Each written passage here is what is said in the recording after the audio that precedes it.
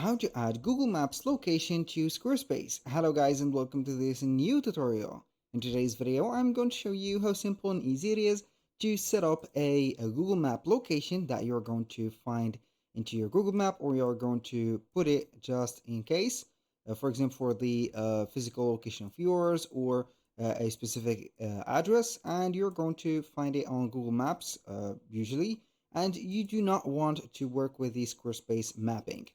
So it is going to be very simple and easy. We are going to head over the account dashboard of ours on Squarespace. Then we are going simply to head over the website that we want to add this option to.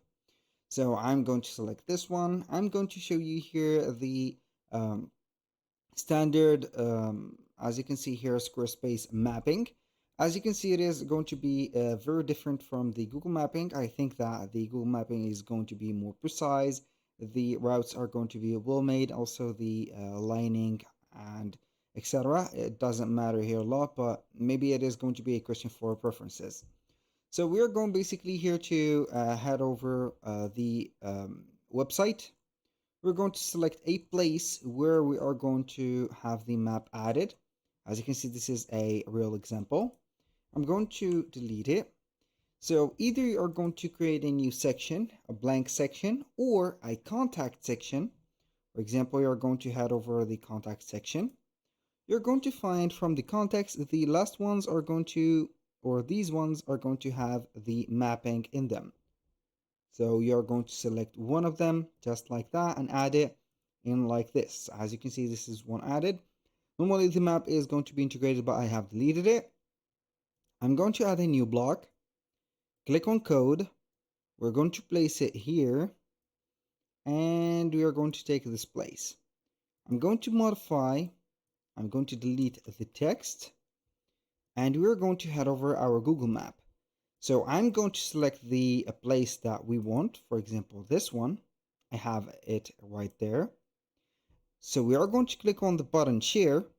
We have two options: send a link or embed a map. Click on embed a map. Copy the HTML, as you can see. We're going to head over here, paste the code, and boom. As you can see, the limitation of the map is going to be, I think, 600 by 450.